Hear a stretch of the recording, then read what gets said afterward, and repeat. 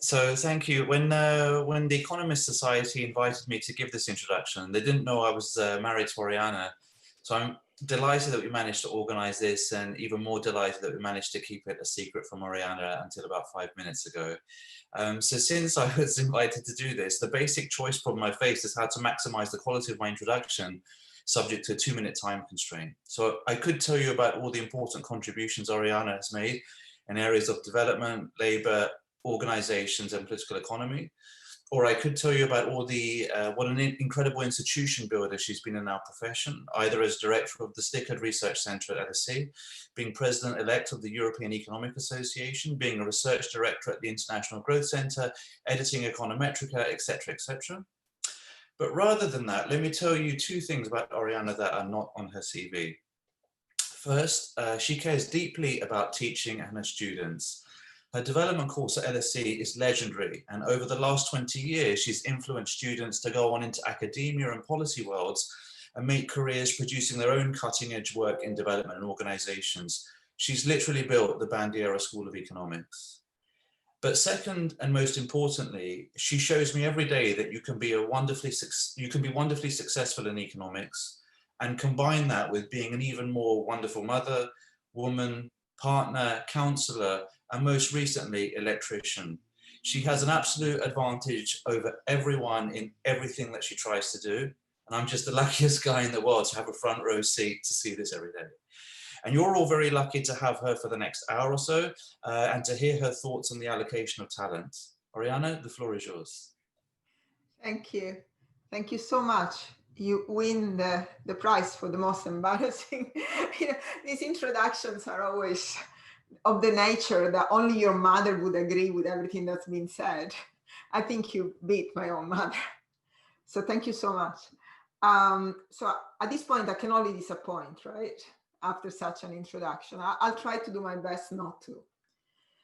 So today I'm going to talk about inequality and the misallocation of talent.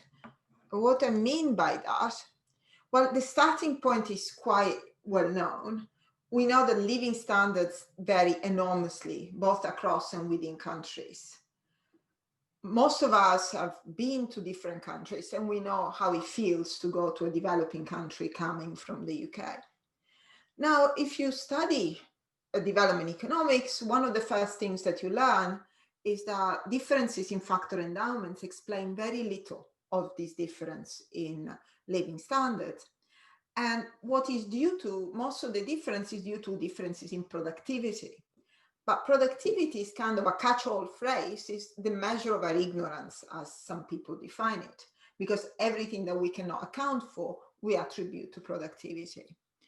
So I think it's important to go to the roots of productivity.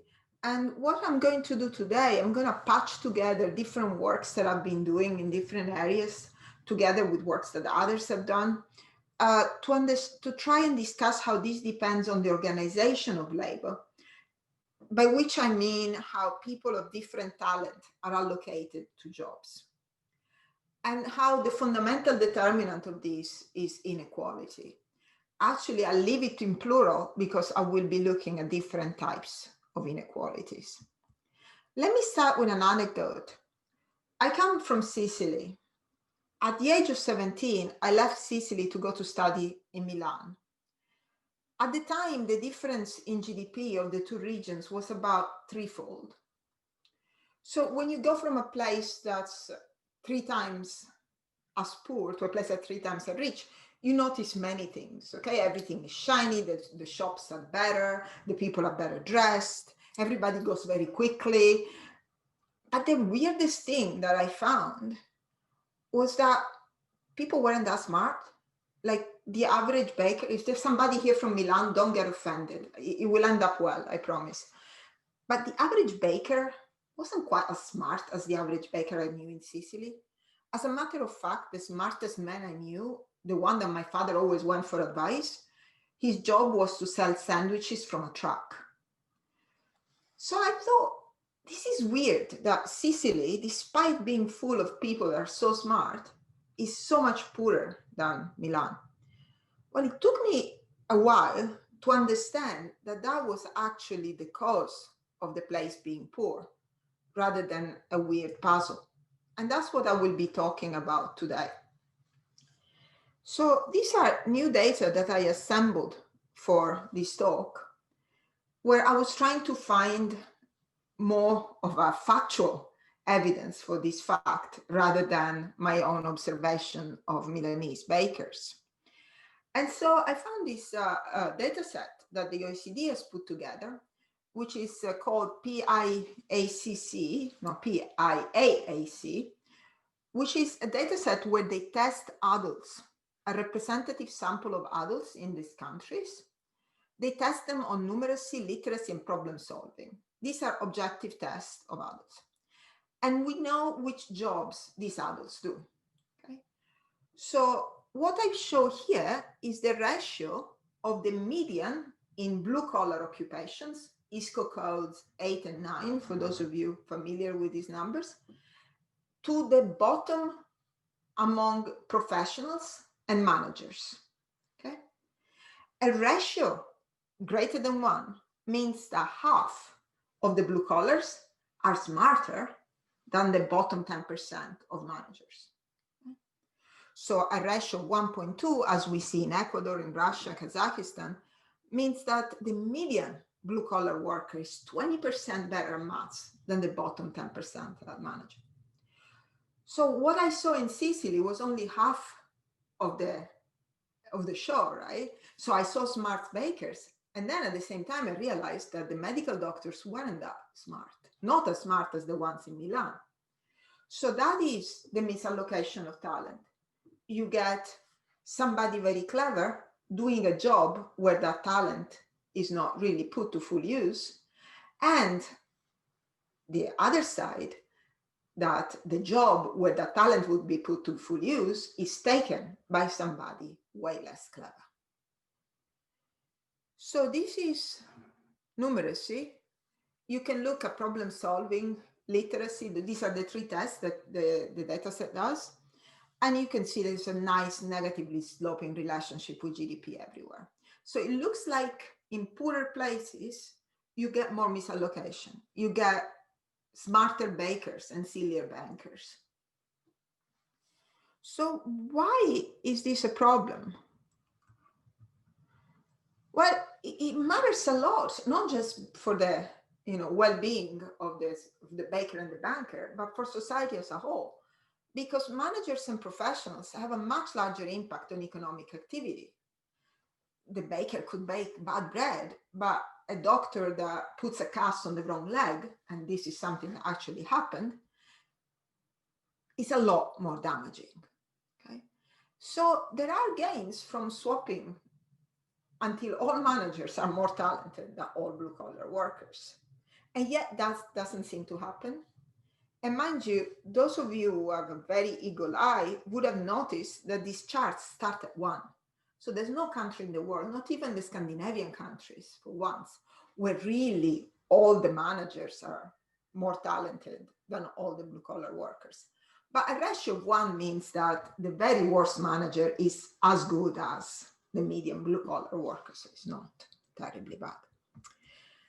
And the other point is that it kind of casts doubt on meritocracy as our fundamental system of incentives. We are told that we have to bear with some level of inequality because that's what motivates us. If there were no inequality, why would people work? Right? But that only makes sense if it's coupled with mobility. So if inequality is the result of effort and talent combined, which allow people of talent to rise to the top. But if in order to have a top job, you need to be the son of somebody with a top job, then the old system kind of crumbles. So today I'm going to talk about 2 inequalities. I'm going to talk about wealth inequality and how that can lead to the misallocation of talent. And I'm going to talk about gender inequality.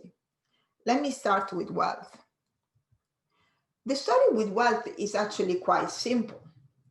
You can start at any point in this graph and go around. You will end up from where you started. Let's start from the bottom, or actually rather from the top. you can very clearly see how inequality results in different access to opportunities.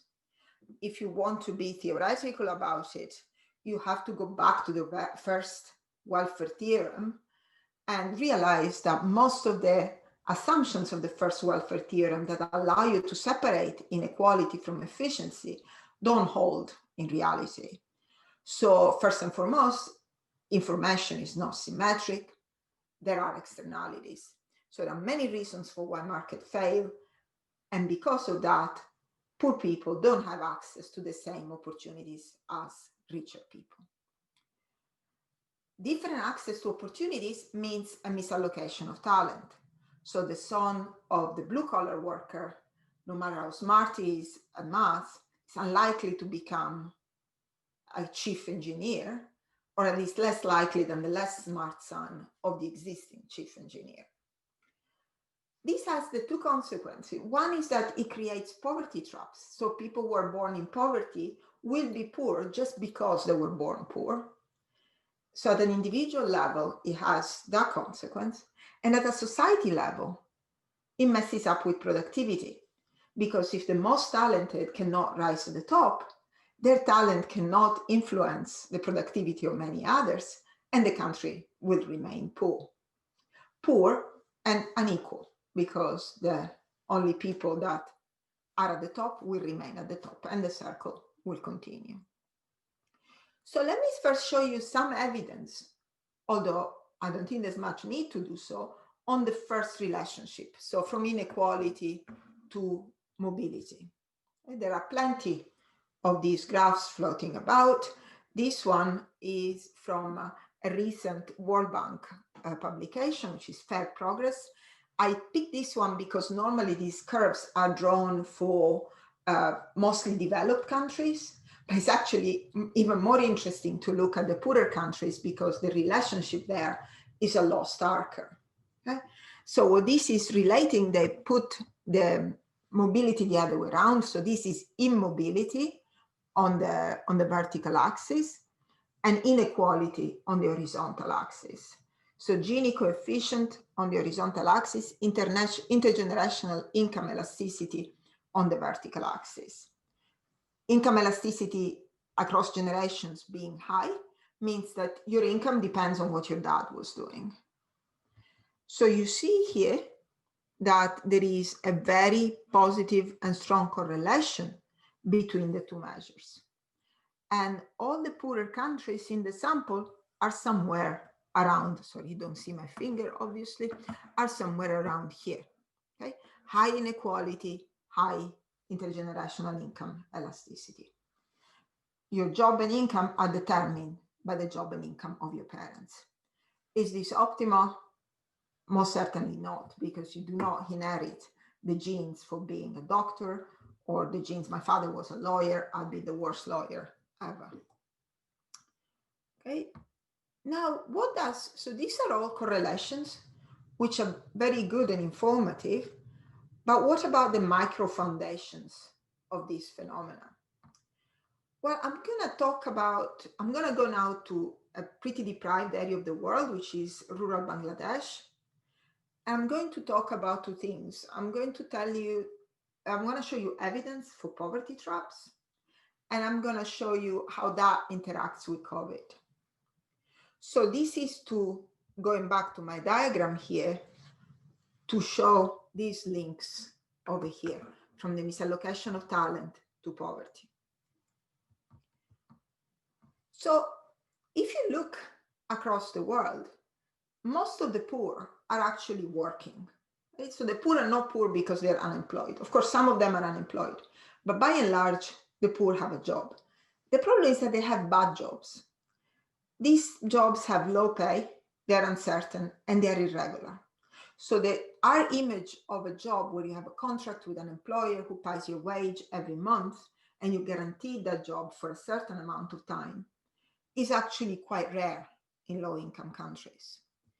These graphs put together all the available censuses and DHS, which over the summer we have harmonized to prepare a global job database, which will become publicly available soon. So if any of you is interested, as I hope, in studying questions of labor in developing countries, you will have all these data sets harmonized, and you'll be able to do plots like this, okay? So this is a plot of GDP against the share of people employed in salary jobs. All the sub-Saharan African countries are at the bottom of this graph, where you see that the share of employed in salary jobs is lower than 20%.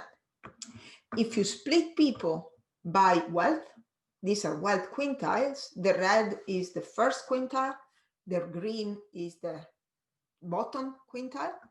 The top quintile. You see that poorer people have almost no chance of getting a salary jobs. Richer people get more, right? And vice versa. These are casual jobs. Poorer people get most casual jobs, and richer people get none. The missing category here, these don't sum up to one, is self-employment. Self-employment has kind of U-shaped relationship with wealth, because the poorest don't do it, the kind of middle poor do it, and then the richer again don't do it. So why are the poor stuck in these jobs? And there are two kind of very opposite, I'm making caricature views of poverty here. One is that they have equal access to opportunity, but different traits. So they have different innate traits which make them more suitable for stable jobs. Okay? So that means that the poor do the bad jobs because they do not have the talent to do anything else. If you go back to my graph of the managers and the blue collar, that's a world in which every last manager is much better than every better blue collar. So the poor have poor jobs because that's what they can do. This world is basically the triumph of meritocracy. The world is a hill that anybody can climb. The GIF is courtesy of my daughter. She made it a couple of years ago when I was explaining her this. Now she's embarrassed by it because she can draw much better, but she hasn't updated the graph. So in this world, if you imagine two axes here with wealth at birth and wealth today, it doesn't matter where you start. If you have the same talent, you end up in the same point. What's the economics behind this? Well, people who start from different levels of wealth and access to productive assets, you will get a hill if the returns are higher when assets are low, so that each small investments that you make allows you to climb the hill. So all the people with the same talent will be able to reach the same point, regardless of where they started, because the returns are larger the lower you start. The second view of poverty is one where you have unequal access to opportunity despite having the same traits. In this world, some of the poor will have the innate talent to do the stable work, to do the occupation of the rich, but they face barriers that prevent them from doing so. This world is basically a steep mountain face. Purple guy starts at the top, ends at the top. Blue guy starts at the bottom. Doesn't matter how hard he climbs, he'll always fall back down. What's the economics behind this? The economics behind this is that you need a large investment to get high returns. Hence, small investments do not allow you to climb. So going 1 year to college is not going to make a difference. You have to finish the whole course. This means that identical people will reach different points depending on where they started. And hence, two people with exactly the same skills, talent, and motivation will end up rich or poor depending on whether they were born that way. Okay? So what we go and do is we go and test between these two views. Okay? So this is the mountain phase. It generates a poverty trap because the poor are born poor and they will remain poor because they cannot afford the investment to escape. So we go and test for poverty traps. The we there stands for Claire Balboni and another 55 people with whom I wrote this paper. We use a large asset transfer program in Bangladesh. Okay. In this setting, there are basically only two jobs, well, three. Poor women do casual labor, either as domestic servants or as agricultural laborers. Rich women tend cows. So there is no stable jobs in these villages. The best, the richest, they do self-employment with cows. The poorest do casual labor. The program effectively gives poor women the possibility of doing the job of a rich woman. They give them a cow. The cow is worth 1 year of income. They will never be able to borrow that. Okay? The maximum amount that they could borrow from a microfinance institution would be 1/10 of that. And given that you cannot buy 1/10 of a cow, but you can if you want to eat it, but not if you want to work with it, the 1/10 is pretty useless. This effectively pushes them up the hill or the mountain. Okay? So we can compare those who started with nothing to those who started with very little. And the sample is very large, it's 4,000 people. And see whether we get a hill or a mountain. Okay? So if you want to go back to the GIF, some people are pushed past this point all the way up to the purple guy. Some people are pushed only to this point. So we identify that point and we see if it exists, and we see whether indeed people to the left fall back and people to the right come up. So wanting to make this slightly more serious, but it's exactly the same thing. Here is the transition equation for capital at T, assets at time T, assets at time T plus 1 against the replacement ratio. And this is the production function in the concave world. And this is the production function in the poverty trap world. Because we have capital at T and we have capital at T plus 1, we can non-parametrically estimate this relationship and see whether the world looks like this or like that. It looks like that. This is baseline productive assets in 2007, just after they received the transfer, and that's productive assets in 2011, 4 years later. So you see that there is a point where the transition equation crosses the 45-degree line. You see better in the next graph. And that is the poverty threshold. People to the right escape poverty, and people to the left fall back. We follow people in this program for 11 years. Actually, now I have a short phone survey that was done literally 2 months ago. And you see that year after year, people to the right, they were different by the value of a cart.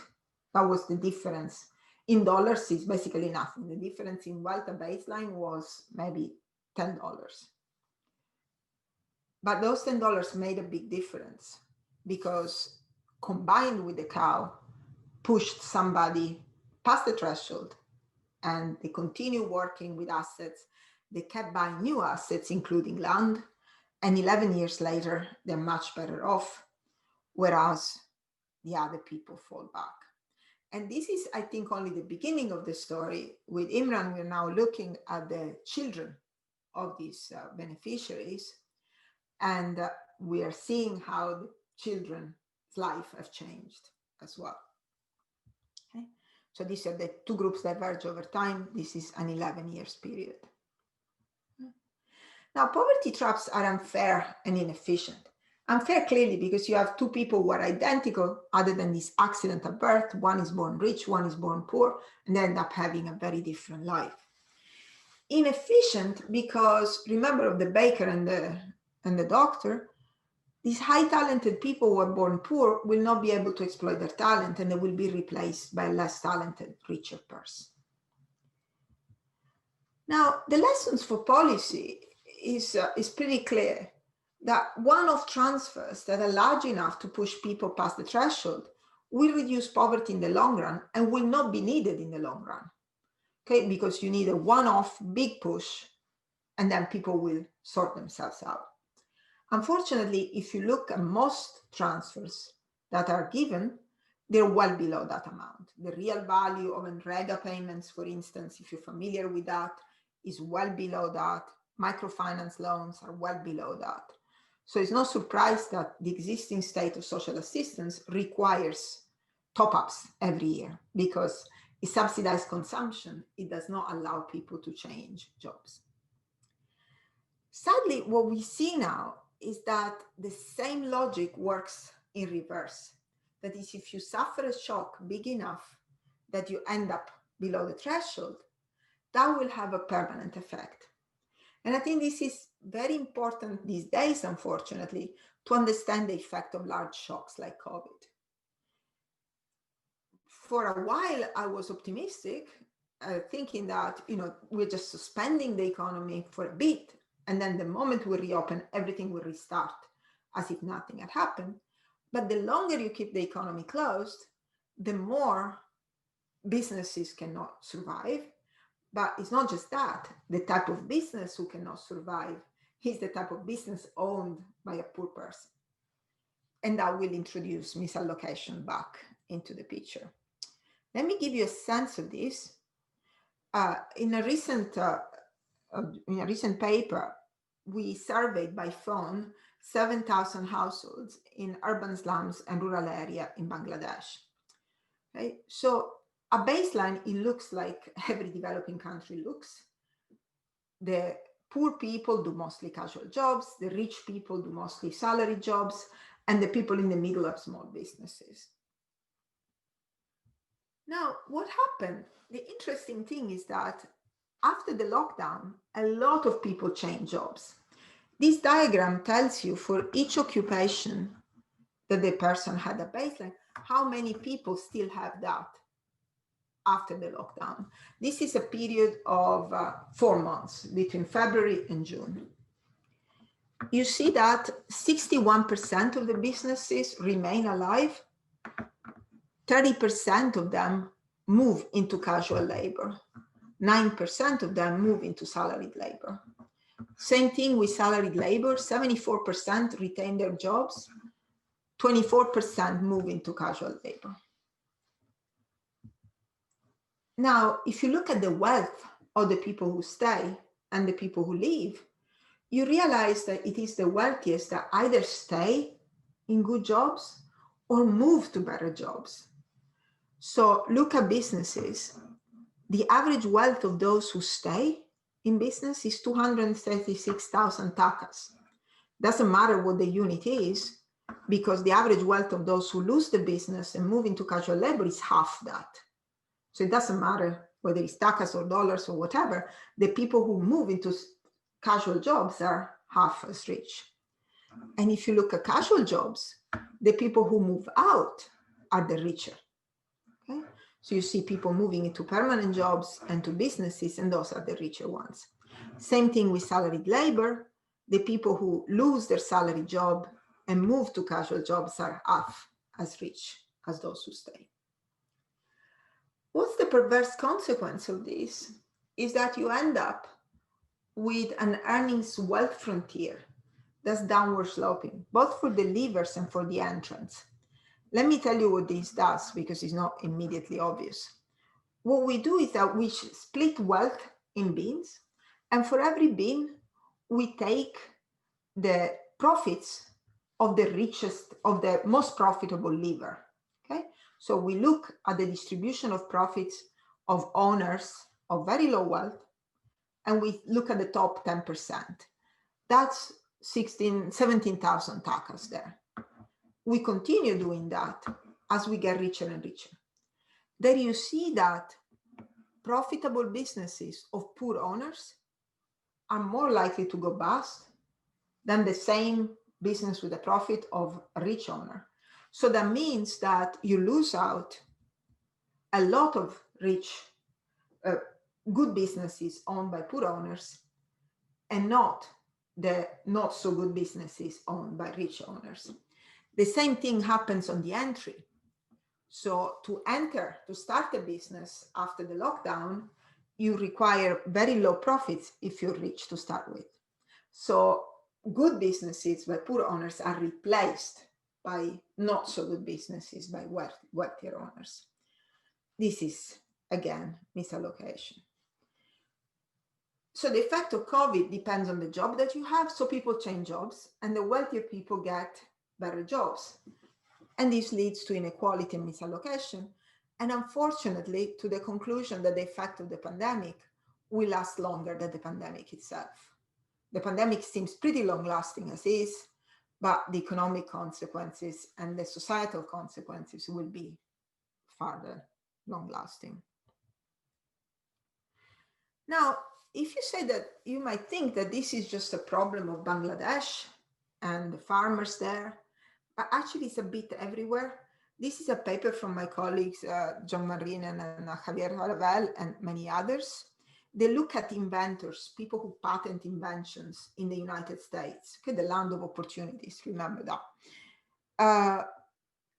If you look at people below median income, and we're not talking about the jack poverty, we're talking about median income in the US, the chance of becoming an inventor is 0.8 per thousand people. Okay? For the top 1% is 8. It's still not very high, but it's 10 times as high. And if you look at these kids' test scores in maths or related subjects when they are in first grade, they're the same. So clearly there are many smart kids in poorer families that could invent perhaps something that could get us out of this mess, but we will never know because they never got to become inventors. Let me go to my second part, which is inequalities in gender. I've always tried to stay clear from doing research on gender because I think it's not a good idea, and this is probably the best advice that I can give you. It's not a good idea to do research on things where you know the answer, or whether you think that you know the answer. In other words, if you have a strong prior, don't do research on that because you'll always see confirmations of your prior. Why am I talking about gender? Because unfortunately, I've seen enough that I think it's time for me to do something about it. So women are underrepresented, especially in top jobs. This is true in rich countries. These are OECD data. Female share of managerial employment in 2019 is well below 50% everywhere. Not even, Scandinavian countries gets to 50%. Female share of seats on the boards of publicly listed companies, same story, pretty low. Another great paper, this is actually one of my favorite papers, shows that it's a beautiful sentence to start with. In 1960, 94% of doctors and lawyers were white men. By 2010, the fraction was just 62%. 62% of one gender and one race seems to be pretty high to me. But nevertheless, they show that this change, which is quite dramatic, if not equitable, accounts between 20 and 40% in the growth of aggregate market output of the United States. So it's not surprising that if you only fish from half of the population, in this case there's also race, so maybe 1/3 or 40% of the population, you're wasting a lot of resources. Maybe what's not immediately obvious is how big the damage is. And the damage that they estimate is between 20 and 40%. So let me tell you, this is a world premiere. It's a new data set that we've been putting together, working together with a multinational company, which shall remain secret, which we combine with data on labor force participation. And we have data on the participation, on the personnel data of over 100 countries where this firm operates. Our intuition is that when the female labor force participation is low, the bar for women is higher, so there is the marginal woman is of higher ability relative to the marginal man. So we estimate a model of pay setting of the firm, which depends on the ability of the individuals. And so we are able to calibrate their ability and the payoff from staying at home. I'm not going to go into the gory detail of the model estimation. I'm just going to directly jump to the results. So this is the distribution of men and women's ability, where women are blue and men are orange. according to the categories of female labor force participation. So this is for countries where labor force participation for women is less than 35%. You see that it's almost a parallel shift of the distribution. Women are a lot more able. As you move to more equitable participation, also the ability becomes similar. You can see it also here in this graph on the left. This is the calibrated ability as you move from 0.2 female labor force participation to 1. So that's the ratio of female to male labor force participation.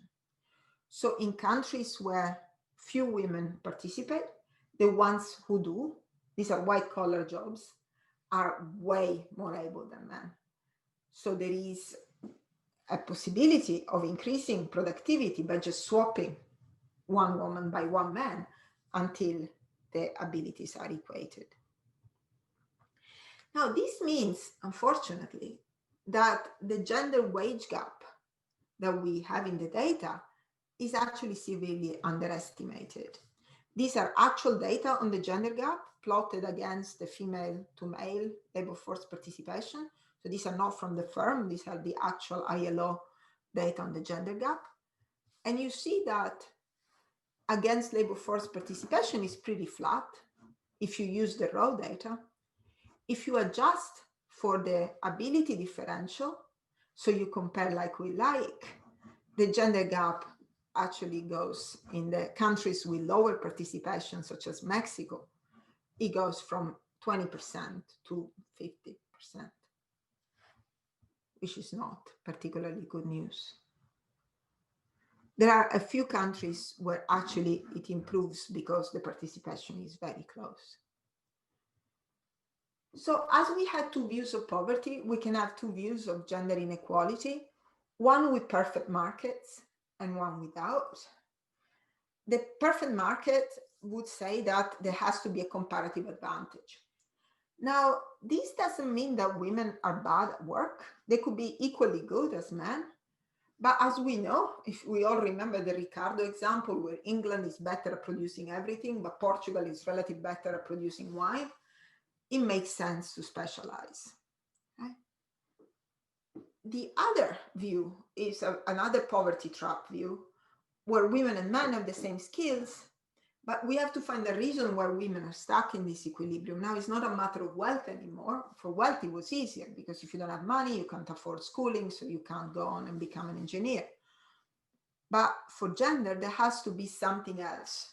And that something else, to the best of our knowledge, might be norms that lead to coordination to the woman at home equilibrium.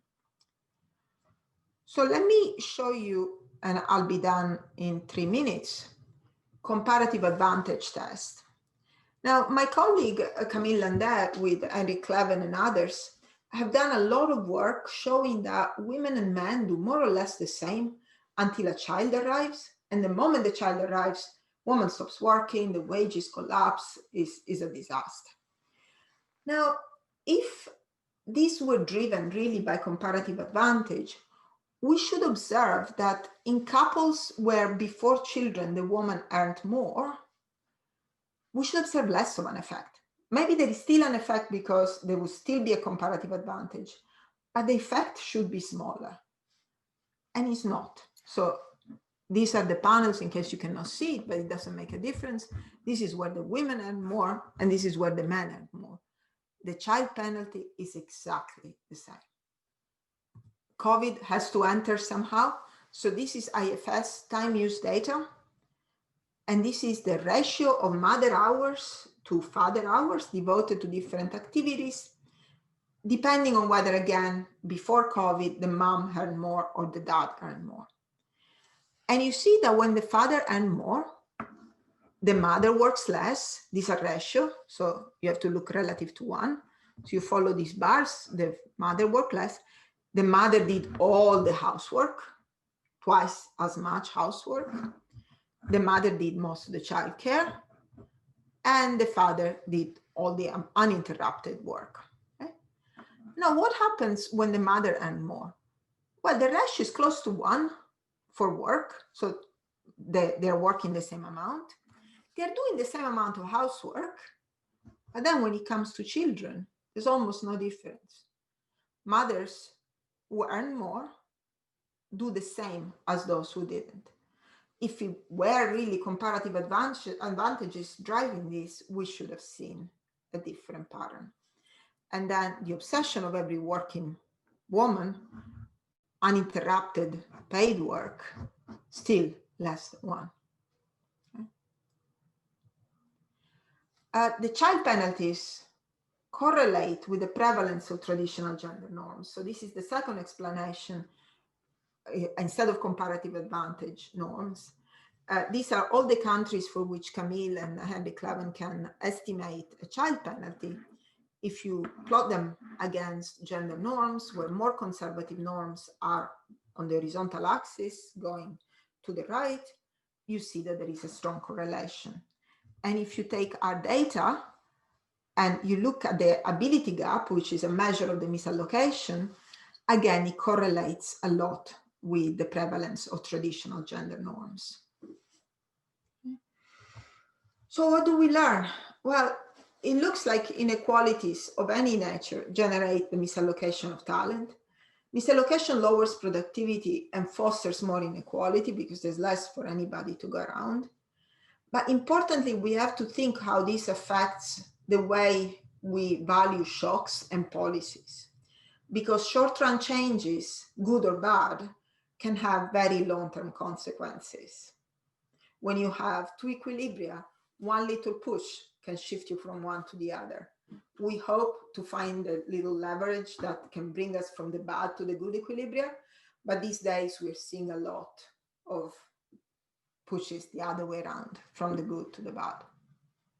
Thank you very much, Professor Bandiera, for this very revealing talk. And I think outlining us what seemed to be quite well-known concept in such a clear and imaginative way. And so I think we can move on to the Q&A part of the event right now. So I think first, are there any live questions? Okay, so I think I'll unmute Imat as the question. Thank you very much, Professor Bandiera, for what was a fascinating talk. Before I get to my question, just for Professor Rasool, so you can attach a sort of idea of who I am to my voice, I was the one who invited you to judge the economics debate, I think about a week ago. So now to my question, Professor Bandiera, I grew up in Karachi, Pakistan, which is a developing country, and the city and society I grew up in was highly, highly unequal. And based on my personal experiences, it seems like there are very high barriers to social mobility and inequality of access to opportunities as well. So forgive me for asking a slightly more cynical or pessimistic question, but I wanted to know, based on the developing countries that you've covered, have you discovered that there might be any groups in society which may have a vested interest in dampening social mobility? And second, how do we make the efficient allocation of talent and reducing inequality a priority in policy and economics in general? Thank you. You're welcome. Well, it doesn't take much to realize that somebody must be benefiting from this system for the system to be perpetuated. What I think we've been showing, and the mounting evidence, is that the rhetoric of the poor being lazy and the poor being poor because they're unable to work is against the empirical evidence. So when we started, the program that I just discussed, where we used to establish poverty trap, we've been working with the NGO for a long time. Imran was involved at the beginning when we did the evaluation of the program, and he can tell you how everybody to whom we said, we take these super poor people, we give them 1 year worth of income, everybody was saying they're going to eat it. They're barely a subsistence, they're just going to squander it all. But it turns out that poverty is a lot worse than, being able to squander things. So the result was that they invested the money and they escaped poverty. So I think it's, proving time after time that these programs can work. and that there is no excuse. And the other reason for why I think there is no excuse is what we're doing to our planet. We need to allocate resources better. We can't keep digging for more. And the first resource that we have to allocate better is humans. Thank you very much for the answer, Professor Bandiera. And I think we can now go with the question from the Q&A section. So I think the one which has been voted the most is the question from Karin. So Karin asks, do these thresholds differ? And if so, what factors may affect this threshold that you've presented? And is it more political or social? We do this in a very homogeneous area. So of course, if we were looking at a different, say, poverty in the United Kingdom, we wouldn't be looking at threshold in agricultural assets. We'll be looking at thresholds at cows, in human capital. So two things. One, it seems to be that by and large, wherever you look, what can change your life is getting 1 year worth of income in one go.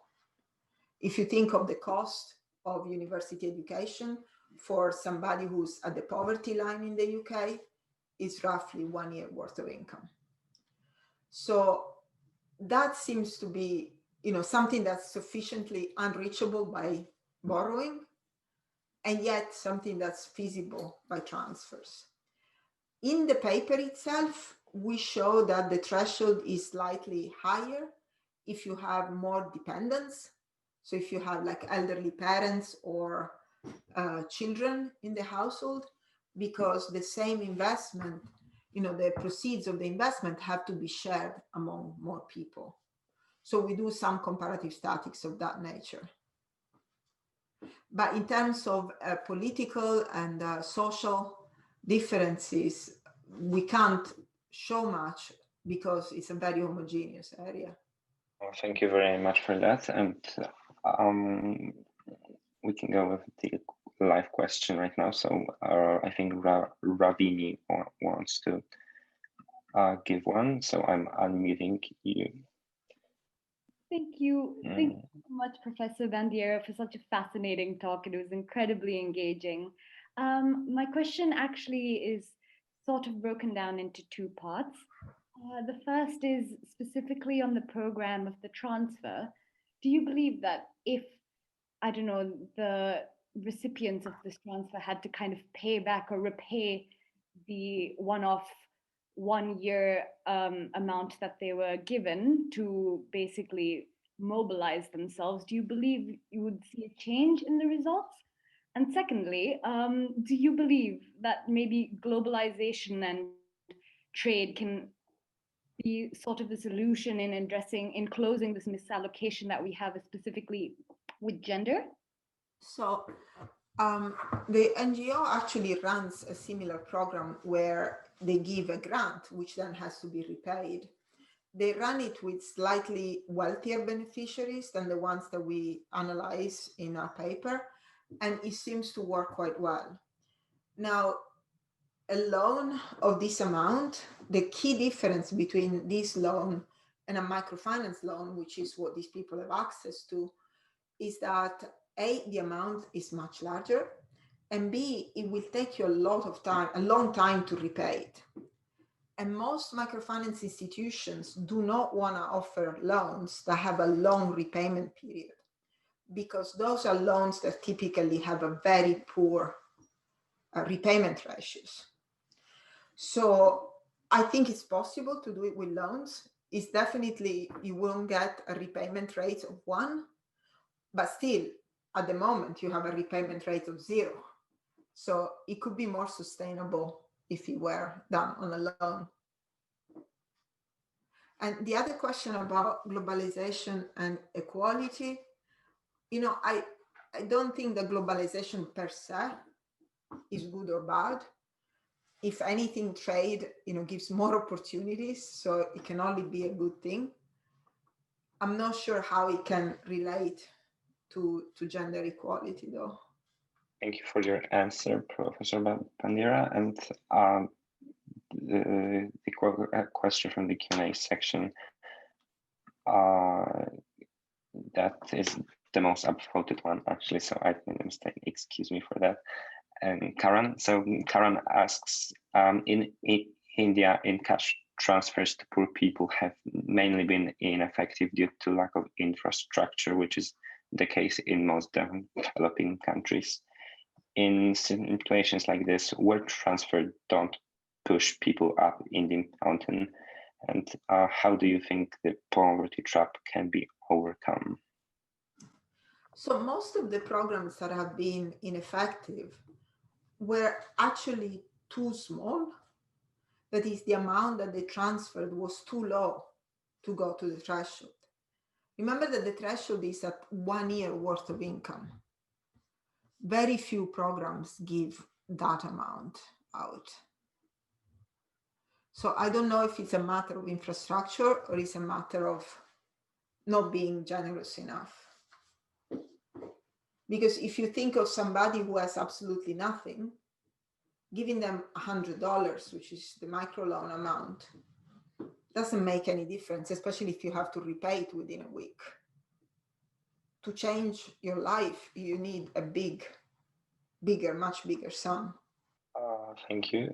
And I think we still have time for one live question from attendees. So I think Benjamin was the first one to raise hand. So we're unmuting you, Benjamin. Hi, can you hear me? Yeah. Yeah. So I have two questions. So my first one is, what do you think the role of universal basic income could be in helping to overcome these poverty traps and diminishing the misallocation of talent? And then I have a second question, which is, I recently saw a study that showed a linear correlation between basically intelligence and wealth, which meant that poor people would be stupider as a consequence of the wealth. And so isn't assuming that a cash transfer will simply push people up the mountain, neglecting these effects of wealth on intelligence? So you saw a study that shows that people become stupider if they're wealthier? No, if they're poor. If they're poor, okay. Because I can think of example of wealthy people who are fairly stupid, but I'm sure that that's not causal.